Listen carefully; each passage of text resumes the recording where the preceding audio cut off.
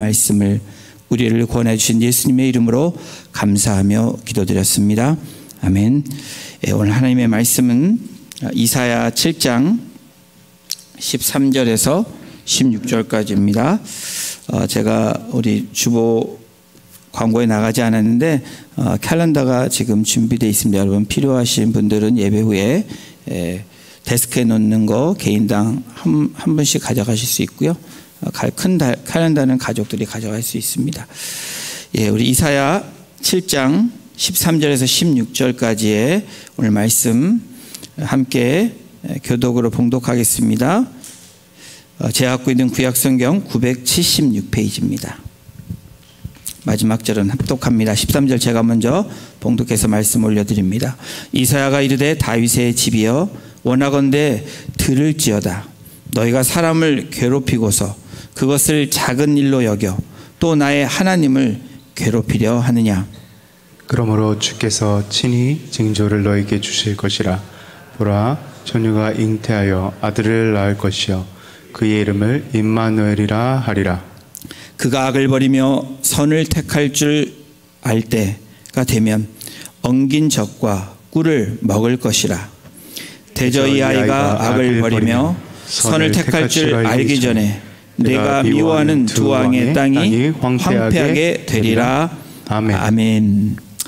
기도의 사람 20번째 선지자의 기도, 오늘 본문에 나온 이사야의 기도로 오늘 말씀 같이 나누겠습니다.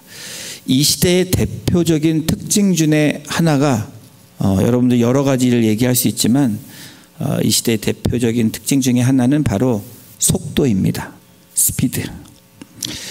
미국의 미래학자였던 엘빈 토플러는 이제 지구촌에는 약자와 강자의 존재하는 시대가 아니라 빠른 자와 느린 자가 있는 시대라고 이야기를 합니다. 그러면서 빠른 자는 승리하고 느린 자는 패배하는 그 시대, 그리고 미래도 그렇게 될 것이다 라고 미래학자인 엘렌 토플러는 이야기합니다. 다시 말하면 느림은 경쟁력이 없다라고 이야기하는 겁니다. 모든 것이 스피드해진 이 시대, 근데 오늘 우리는 대강절을 맞이하고 있습니다. 빨리빨리 해야 되고 스피드하게 가야 되는 이 시대의 특징 중에 오늘 저와 여러분들에게 기다림이라는 이 대강절의 의미를 우리에게 다시 한번 주며 세상이 말하는, 또 미래학자가 말하는 이 스피디한 시대와는 다른 이야기를 저희들에게 해주고 있는 것입니다. 여러분, 그러다 보니까 이 기다림이 사람들에게는 이제는 세상에서는 미덕이 아닙니다. 미덕에서 제외되는 그러한 경향들이 지금 저희가 살고 있는 시대에 일어나고 있습니다. 그러나 여러분, 오늘 저희들이 맞이하는 이 주일, 이 대강절의 이 시즌에 기다림이 우리에게는 자연 법칙이고 하나님이 만드신 법칙일 뿐 아니라 성경적이라는 것을 우리가 묵상하며 나아가기를 원합니다. 왜냐하면 여러분, 이 기다림은 기다림 가운데 오는 놀라운 은혜가 있고 또 소망이 있기 때문에 그렇습니다. 예를 들어서 여러분, 이 기다림이 없다면 세상이 잘못되어 갈 수밖에 없습니다. 스피드하다 보니까 실수도 많고 문제들이 많이 일어납니다. 여러분, 뿌리 깊은 나무가 자라려면 적게는 50년, 많게는 100년의 시간이 걸려야지 아주 든든한 나무가 되어진다고 합니다. 사람은 어떻습니까? 우리 사람은 10달 동안 엄마의 뱃속에서 지내는 그 기다림의 시간을 통해서 세상 밖으로 나올 수 있습니다. 그 기다림이 없이 빨리 나오면 문제가 될 수밖에 없다라는 겁니다. 그리고 사람이 태어나면 또 몇십 년의 시간이 지나야 재구실을 할 수 있는, 사회생활 할 수 있는 성인으로, 사람으로 성장하게 됩니다. 빨리빨리 되는 것이 아닙니다. 어떤 것은 빨리 해야 되는 부분도 있지만 하나님 만들어주신 하나님의 법칙 안에 자연 법칙과 성경적인 법칙은 기다림이라는 이 과정 가운데 꼭 우리가 필요한 그 시간들을 지나가야 된다라는 겁니다. 대강절 두 번째 주일을 저희들이 맞고 있습니다. 예수님의 초림인 성탄 절을 저희가 기다리는 절기입니다. 영어로 어드벤트라고 얘기하죠. 이 어드벤트는 나타나심, appearance라는 뜻도 내포되어 있고 coming이라는 오심에 대한 그런 의미가 어드벤트의 단어의 뜻입니다. 이 절기는 예수님의 탄생, 성탄이죠. 성스러운 나심. 이 성탄절이 성스러운 나신 주님을 기리는 날이 성탄절인데, 이 성탄은 바로 왜 성탄이냐면 하나님께서 인간의 몸을 입고 오셨기 때문에 그 성육신의 사건이 성스러운 탄생이기 때문에 성탄절입니다. 이 기다리는 것과 동시에 다시 오실 주님, 이 재림을 기다리는 이 절기가 바로 우리 대강절입니다. 이중적 기다림의 절기가 오늘 저와 여러분들이 맞고 있는 이 대강절의 절기입니다. The season of double waiting이라고 그러죠. 두 가지의 의미. 이 두 번째 맞이하는 이 대강절에 오늘 이사야 7장에 나온 이사야 선지자와 연관해서 이사야의 신앙과 그리고 기도, 그리고 이사야의 기다렸던 그 시간들을 오늘 본문을 통해서 함께 살펴보기를 원합니다. 오늘 나온 선지자 이사야는 이름의 의미는 제호바 is salvation, 여호와는 구원이시다 라는 이름을 가지고 60년 동안 하나님의 말씀을 선포하며 또 하나님의 예언의 말씀과 약속의 말씀을 이스라엘 백성들에게 꾸준히 전했던 주의 종입니다. 2700년 전에, 지금부터 2700년 전에 전쟁의 소용돌이에 있었던 남유다 예루살렘에서 그렇게 살았던 하나님의 사람, 오늘 저희가 이 시대에 사는 것처럼 그 시대도 그렇게 화평스러운, 그리고 모든 것이 좋은 시대가 아니었다라는 것을 알 수 있습니다. 솔로몬 이후 최고의 경제 부흥을 일으켰던 우시야 왕이 죽던 해에 하나님께서 이사야를 부르시고 말씀하십니다. 이사야 6장 8절에 하나님께서 이렇게 말씀하십니다. 우리 함께 읽어보겠습니다. 시작. 내가 누구를 보내며 누가 우리를 위하여 갈꼬. 내가 누구를 보내며 누가 우리를 위하여 갈꼬. 성삼위 하나님께서 누구를 보내고 우리를 위해서 갈 사람이 누구인지 그렇게 묻는 질문에 이사야 선지자가 6장 7절 후반부에 뭐라고 대답을 합니까? 우리 함께 같이 고백하며 선포합니다. 시작. 내가 여기 있나이다. 나를 보내소서. 소명을 받은 이사야는 60년 동안 하나님의 말씀을 선포하고 전달했던 암흑의 시대에, 소망이 없던 시대에 그렇게 나아갔던 사람 중에 한 사람입니다. 이 이사야 선지자가 활동하던 시대는 어떤 시대였냐면 예배, 제사가 있지만 하나님이 없었던 시대입니다. 다시 말하면 예배는 드리지만 하나님의 임재가 나타나지 않는 시대. 열심히 모이지만 하나님이 없는 모임을 가졌던 시대가 이사야의 시대, 바로 2700년 전의 일입니다. 그리고 하나님의 이름으로 온갖 불법과 악이 성행했던 그러한 시대, 그 시대에 이사야라는 선지자가 하나님의 말씀을 들고 선포하고 있는 것입니다. 한마디로 악한 세대고 악한 시대에 있었던 인물이 이사야입니다. 이러한 시대의 선지자 이사야는 타락한 이스라엘을 향해서 좋은 말로 한 것이 아니라 심판을 얘기했고 이스라엘의 죄를 드러냈고 가짜 믿음에 대해서 얘기했던 사람입니다. 그러다 보니까 유대 전승에 의하면 이사야 선지자는 유다의 왕 므낫세에게 어떻게 죽음을 당했냐면 톱질을 당해서 죽임을 당했다. 그 2700년 전에 그런 일이 있었다라는 거예요. 고통스럽고 어려운 삶 가운데 하나님의 말씀을 선포하고 기다리며 나아갔던 그의 삶은 이렇게 마감을 했다라고 유대 전승은 그렇게 전합니다. 그런데 여러분, 정말 중요한 것은 이사야 선지자는 무엇을 보고 있었냐? 시대의 파도를 넘어서서 이 험난한 파도 같은 아주 앞이 캄캄한 그런 시대를 넘어서서 영광의 지평선을 바라보았다는 겁니다. 그 너머의 빛을 바라보고 나아간 사람이 또한 이사야 선지자입니다. 왜 그렇게 빛을 보면서 나아갈 수 있었을까? 그것은 하나님의 말씀 때문입니다. 하나님이 주신 약속의 말씀 때문에 그렇습니다. 그래서 그 시대를 향한 이사야 선지자는 또한 내 백성을 위로하라 라고 하는 그 하나님의 말씀을 또 함께 외쳤던 선지자입니다. 여러분, 재미있는 사실은 이사야서가 66장으로 되어 있습니다. 처음 아신다는 표정을 지으시면 안 됩니다.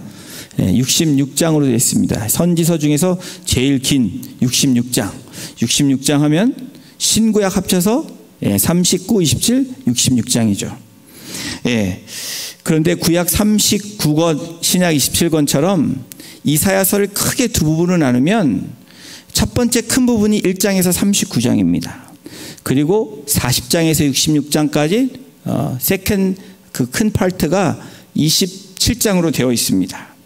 1장에서 39장까지는 이스라엘의 죄와 심판을 다루고 있다면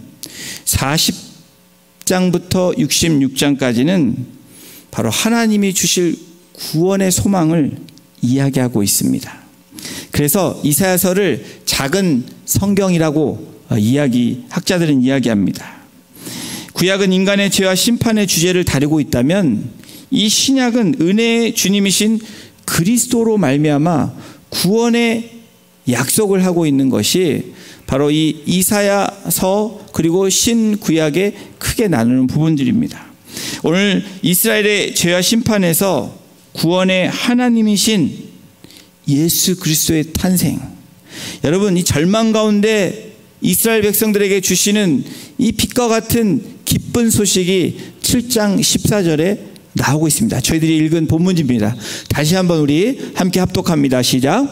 그러므로 주께서 친히 징조를 너희에게 주실 것이라. 보라, 처녀가 잉태하여 아들을 낳을 것이요 그의 이름은 임마누엘이라. 보라, 처녀라는 단어가 나오고 그 다음에 임마누엘이라는 단어가 눈에 띄입니다. 이 처녀라는 히브리어 알바라는 뜻은 이 성관계를 한 번도 해보지 않은, 그야말로 이 영어로 virgin, 성 경험이 전혀 없는 이 처녀라는 의미로 오늘 7장 14절에 이 알마라는 단어로 사용되고 있습니다.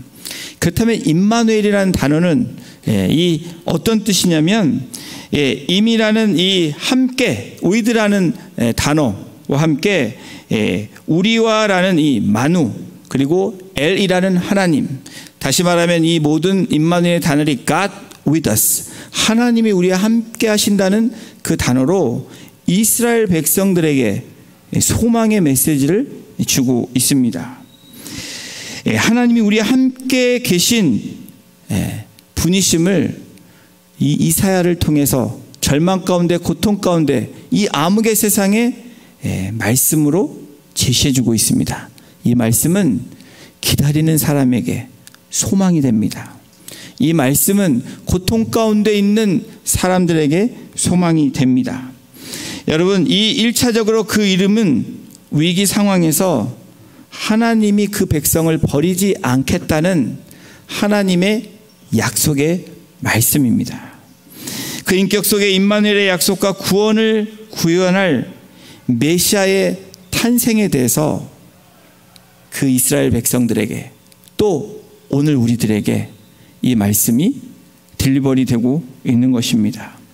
이 신약 성경에서도 이 이사야 7장 14절의 말씀을 인용해서 마태복음 1장 23절에 이 말씀이 그대로 선포되고 있습니다.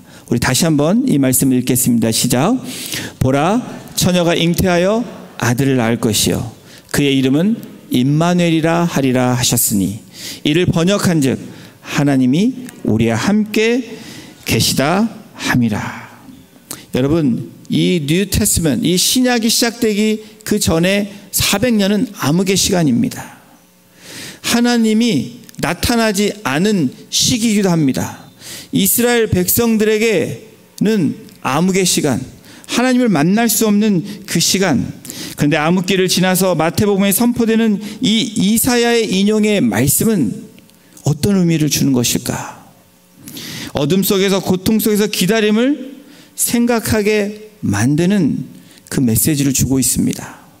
오늘 우리가 암흑 가운데 있고 고통 가운데 있고 아무것도 보이지 않는 막막한 그런 시간들을 보내고 있다면, 여러분, 그 시간 안에 하나님이 임마누엘로 우리와 함께 하신다고 우리에게 말씀하고 계시는 겁니다. 여러분, 이 기다림은 하나님의 예언을 기다리는 것입니다. 예언을 기다린다는 것은 우리 가운데서 하나님의 구원에 대한 징조를 찾는 그런 의미이기도 합니다.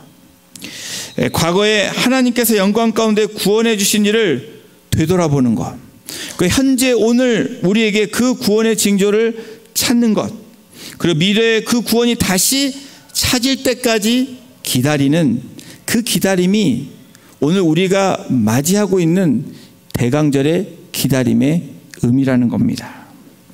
마태복음에서 이사야 선지자 예언을 인용해서 쓴 목적은 마태복음을 읽는 이들에게, 또 오늘 성경을 읽는 저와 여러분들에게, 여러분, 과거와 현재와 미래에 우리와 함께 하시는 임마누엘의 하나님을 찾아야 하는 것을 일깨워 주기 위함입니다. 여러분, 그래서 우리는 복된 사람들입니다. 하나님이 우리 함께 하시다는 것을 믿는 그 믿음이 있다면 그 믿음은 복된 믿음이고 복된 분들입니다. 그렇습니다. 대강절은 하나님의 임재를 오늘도 계속해서 찾으라고 그 맞이하는 계절이기도 하고, 하나님의 구원 징조를 언제나 의식하고 살라고 일깨워주는 그런 시즌이기도 합니다. 그렇다면 이와 같은 하나님의 사람 이사야, 하나님의 징조의 말씀을 받고 약속의 말씀을 받은 이사야의 신앙과 이사야의 삶은, 특별히 이사야가 드렸던 그 기도는 어떤 기도였을까? 우리 함께 살펴보기 원합니다. 선지자 이사야의 기도는 첫 번째로 함께 읽겠습니다. 시작. 죄와 고난에서 구원을 호소했습니다. 여러분, 이 기다림의 계절은 이사야의 기도처럼 저와 여러분들이 죄와 고난에서 구원을 호소해야 되는 그런 기도가 되어야 될 줄로 믿습니다. 이사야 63장 17절의 성경은 이렇게 기록합니다. 원하건 63장 17절입니다. 여호와여, 어찌하여 우리로 주의 길에서 떠나게 하시며 우리의 마음을 완고하게 하사 주를 경외하지 않게 하시나이까? 원하건대 주의 종들 곧 주의 기업인 지파들을 위하사 돌아오시옵소서. 이사야는 죄에 대해서 여러분 무엇라고 말하고 있습니까? 죄는 주의 길에서 떠난 것을 죄라고 이야기합니다. 여러분, 어떤 사람들은 이렇게 얘기합니다. 나는 죄인이 아닙니다. 나는 참 남에게 해를 끼치지도 않고 선하게 살았습니다. 나름대로 착하게 살았습니다. 여러분, 아무리 선하고 착하게 살았을지라도 하나님의 길에서 말씀대로 살지 않는 인생은, 살지 않았던 인생은 죄고, 죄를 지었고 죄인이라고 이야기하는 겁니다. 다시 말하면 믿음의 길에서 이탈한 사람, 하나님이 말씀하시는데 그 말씀을 듣지 않고 내 마음대로 살았던 것은 죄라는 것이고 죄인이라는 겁니다.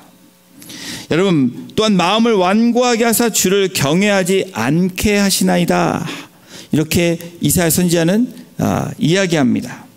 여러분, 무엇을 얘기합니까? 마음이 강팍한 상태도 죄를 갖고 있는 상태를 이야기합니다.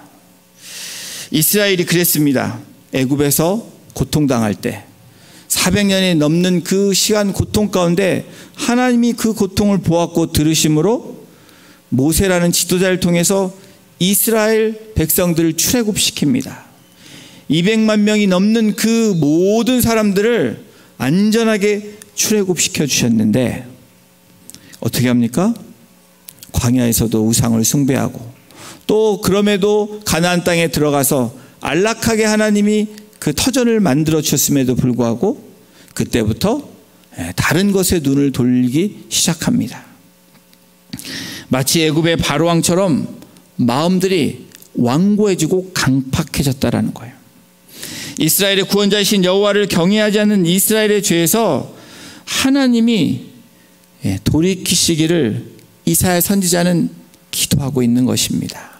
여러분, 이 기다림의 시간에는 우리에게 우리의 모습을 돌아보고 우리의 죄가 발견된다면, 여러분 하나님의 길에서 떠나 있는 우리의 모습이라면 그걸 위해서 우리가 죄와 고난에서 구원을 호소하는 저와 여러분들이 될 때 이 대강절의 의미는 그 복된 대강절이 될 수 있는 것입니다.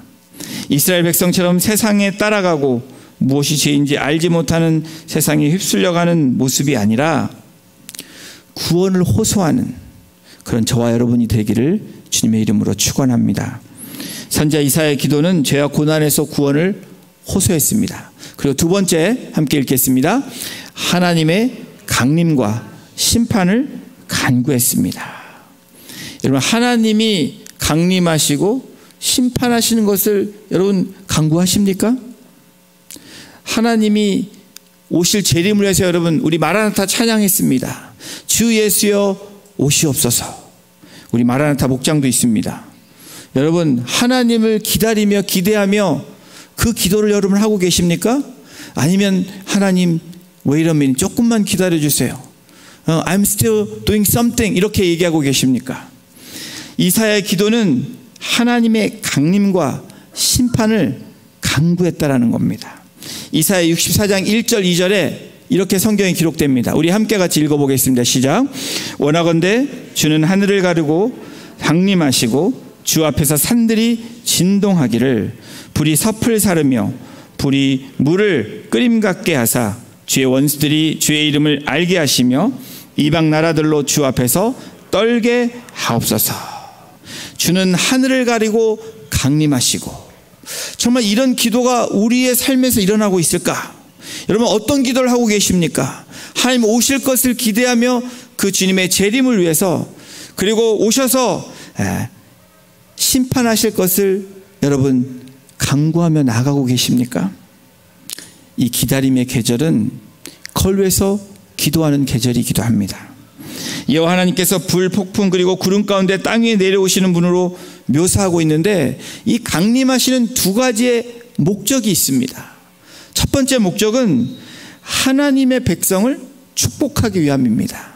그리고 또 하나의 강림하시는 목적은 하나님의 대적을 진멸하기 위함입니다. 다시 말하면 믿는 자들을 위한 하나님의 강림이시라는 겁니다. 여러분, 여기서의 하나님의 강림은 하나님의 적을 진멸하기 위함이고, 이를 위해 이사야는 하나님께 간구하고 있습니다. 여러분, 이 땅이 험악하다면, 지금 세상에 돌아가는 것이 여러분 정말 볼 수 없는 그런 상황이 됐을 때 저와 여러분들의 기도는 어떤 기도가 되어야 될까요? 우리의 기다림은 어떤 기다림으로 하나님께 나아가야 될까요? 그것은 하나님의 강림과 심판을 구하는 기도가 되어야 된다는 겁니다.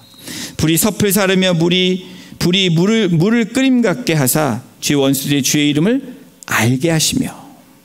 여러분, 하나님이 하늘로부터 임재하실 때 그 단단한, 그 튼튼한 산이 불을 받아서 어떻게 됩니까? 액체처럼 녹아내린다는 겁니다. 여러분, 혹시 이 화산을 보신 적 있으십니까? 화산재를 본 게 아니고 이 액티브 볼케이노를 보신 분들 계십니까? 저는 본 적이 있습니다. 하와이도 가면 아직도 볼케이노가 있죠. 그리고 과레말라에 가도 그 산에 아직도 액티브하게 움직이는 볼케이노들이 있습니다. 시펄건데 이게 넘쳐 흐르면 어떻게 됩니까? 모든 것이 다 녹아내려져 버립니다. 마치 하나님의 강림과 이 심판의 때는 그렇게 된다라는 것을 이사야 선지자는 말씀을 통해서 예언하고 있고 그렇게 될 것을 기대하며 기도하고 있다라는 겁니다. 이것은 여러분 하나님의 임재의 영향력을 암시하고 있는 것입니다. 여러분 우리가 기다림은 하나님의 임재하심과 강림하심을 우리가 간절히 간구하며 기다리는 그 기다림이 될 때 그것이 우리에게 소망이 될 줄로 믿습니다. 선지자 이사야의 기도는 죄와 고난에서 구원을 호소했습니다. 그리고 하나님의 강림과 심판을 간구했습니다. 그 세 번째 이사야의 기도 함께 읽겠습니다. 황폐한 시온의 용서를 간구했습니다. 64장 8절 9절도 함께 같이 합독합니다. 그러나 여호와여 이제 주는 우리 아버지이시다. 우리는 진흙이요 주는 토기장이시니 우리는 다 주의 손으로 지으신 것이니이다. 여호와여 너무 분노하지 마시오며 죄악을 영원히 기억하지 마시옵소서. 구하오니 보시옵소서 보시옵소서. 우리는 다 주의 백성이니이다. 여러분 이스라엘은 하나님은 토기장이 자기들은 진흙이라고 얘기합니다.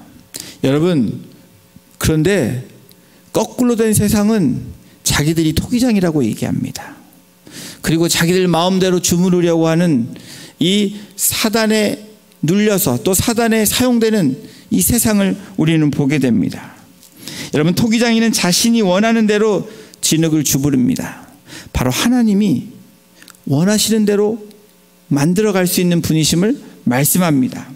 진흙이 어떤 모양의 용기가 되는 것은 다시 진흙으로 돌아가는 것은 전적으로 토기장이에 달려있다라는 거예요. 여러분 토기장이에 달려있다라는 것을 믿는 그 믿음이 진짜 믿음입니다. 내가 뭔가를 할 수 있다라고 생각하는 그 자체가 교만이라는 거예요. 여러분 우리의 삶에서 이 기다림의 계절에서 저와 여러분들의 리스폰스 이 반응은 무엇입니까? 하나님을 향해서 또 세상을 향해서 우리가 선포하고 고백하며 나아가는 우리의 삶의 자세는 어떤 모습입니까? 바로 여러분 이 토기장이의 비유가 담고 있는 이 메시지는 그의 백성에 대한 하나님의 절대 주권을 이야기합니다. 하나님이 정말 올마이티 갓이라고 전능하신 하나님이라고 믿는 저와 여러분이 된다면 여러분 이 시간에 또 이 시대에 이 암흑의 시간에도 저와 여러분들은 소망의 빛을 볼 수 있는 사람들이 되는 겁니다. 여러분 이 선지자 스바냐를 통해서 하나님께서 말씀하셨는데요. 요시야의 시대를 언급하는 이 스바냐의 선지자의 경우는 유다 땅에 재앙이 덮칠 것을 예언합니다. 여러분 좋은 얘기를 하면 어렵지 않습니다. 근데 사랑하는 사람들에게 또 가까이 있는 사람들에게 힘든 얘기를 하면 여러분 전하는 사람도 힘들고 듣는 사람도 힘듭니다. 스바냐 선지자는 그 말씀을 1장, 2장, 3장까지 있는데 첫 번부터 끝까지 심판과 재앙에 대한 이야기를 합니다. 그러면서 3장 19절에 빛과 같은 이 이야기를 전하고 있는데 스바냐 3장 19절의 성경은 이렇게 기록하고 있습니다. 우리 함께 같이 말씀을 선포합니다. 그때 내가 너를 괴롭게 하는 자를 다 벌하고 저는 자를 구원하며 쫓겨난 자를 모으며 온 세상에서 수욕받는 자에게 칭찬과 명성을 얻게 하리라. 스바냐 선지자를 통해서 하나님이 주시는 말씀, 오늘 저희들이 캄캄하다고 그리고 죄악 같은 이 세상이라고 말하지만 우리가 소망을 갖는 분명한 이유는 바로 스바냐 선지자를 통해서 이사야 선지자를 통해서 말씀하신 바로 회복의 메시지고 축복의 메시지고 소망의 메시지이기 때문에 그렇습니다. 여러분 소망의 메시지는 어떤 메시지입니까? 너를 괴롭게 하는 자를 다 벌하고. 여러분 주님의 뜻대로 살아가는데 괴로운 일을 당하십니까? 오늘 이 말씀으로 위로받는 저와 여러분이 되기를 주님의 이름으로 소망합니다. 하나님의 구원은 백성들을 억압하고 고통과 핍박을 주던 모든 요소들을 제하여 주심으로 시작된다라는 거예요. 그러면서 쫓겨난 자를 모은다라고 얘기합니다. 여러분, 세상을 위하지 않고 주님만을 위하다가 고난당한 사람들을 하나님께서는 때가 되면 모으신다라는 겁니다. 그래서 저와 여러분들이 걱정하지 말라라고 할 수 있는 이유는 때가 되면 주권자신 하나님께서 모으는 때가 올 거라는 겁니다. 마지막 때가 그때가 될 거라는 겁니다. 그리고 마지막으로 그렇게 모욕받고 수욕받는 모든 하나님의 백성들을 칭찬과 명성을 얻게 하신다는 거예요. 사랑하는 성도 여러분, 우리는 지금 무너지고 소용돌이치는 세상에서 하루하루를 살아가고 있습니다. 그런데 이 기다림의 계절을 맞이해서 하나님께서 지금 우리의 삶에서 무엇이 중요한지를 다시 한번 생각하게 하는 그 시간들을 우리에게 허락해 주신 것입니다. 이 대강절에 우리는 무엇을 기다려야 할까요? 여러분, 잘 기억하십시오. 이 대강절은 하나님 나라가 임하기를 기도하며 기다리는 것입니다. 이 마라나타, 주 예수여 속히 오시옵소서. 하나님의 나라가 임하기를 기도하며 기다리는 것이 대강절입니다. 그리고 예수님께서 우리 가운데 계심을 알리며 기다리는 시즌이 바로 이 대강절의 절기를 우리가 맞이하는 저와 여러분이 돼야 됩니다. 그리고 마지막으로 우리가 살고 있는 삶 속에서 마지막 때 누릴 평화의 순간들이 점점 더 많아지도록 힘쓰면서 지키면서 기다리는 것이 이 대강절의 의미입니다. 사랑하는 성도 여러분, 이 기다림은 회복의 기다림입니다. 이 기다림은 소망의 기다림입니다. 이 기다림은 하나님이 임마누엘로 오셨을 뿐 아니라 다시 오셔서 심판과 모든 것들을 판단하시는 그때 하나님께서 우리에게 주시는 복된 기다림이 될 줄로 믿습니다. 이사야 61장 1절은 이렇게 말씀합니다. 우리 같이 말씀을 함께 읽어보겠습니다. 시작. 주 여호와의 영이 내게 내리셨으니 이는 여호와께서 내게 기름을 부으사 가난한 자에게 아름다운 소식을 전하게 하려 하심이라. 나를 보내사 마음이 상한 자를 고치며 포로된 자에게 자유를, 갇힌 자에게 노임을 선포하며. 이 말씀이 이 대강절 기간에 또 우리 앞으로의 삶과 신앙 가운데 이 말씀이 저와 여러분들의 회복과 축복과 소망의 말씀이 되기를 주님의 이름으로 축원합니다. 같이 기도하겠습니다.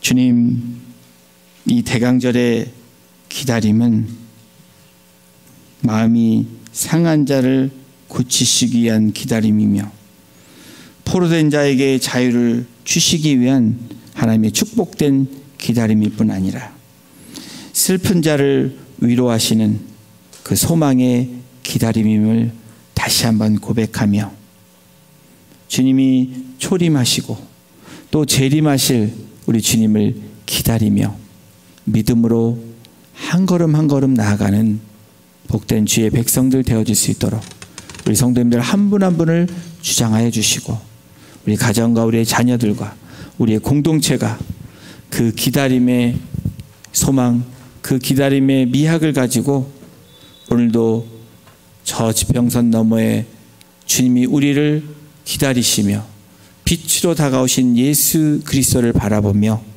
나아가는 믿음의 결단이 되어질 수 있도록 우리 성도님들 한 분 한 분을 보호해 주시고 지켜주시고 인도해 주시기를 간절히 간구합니다.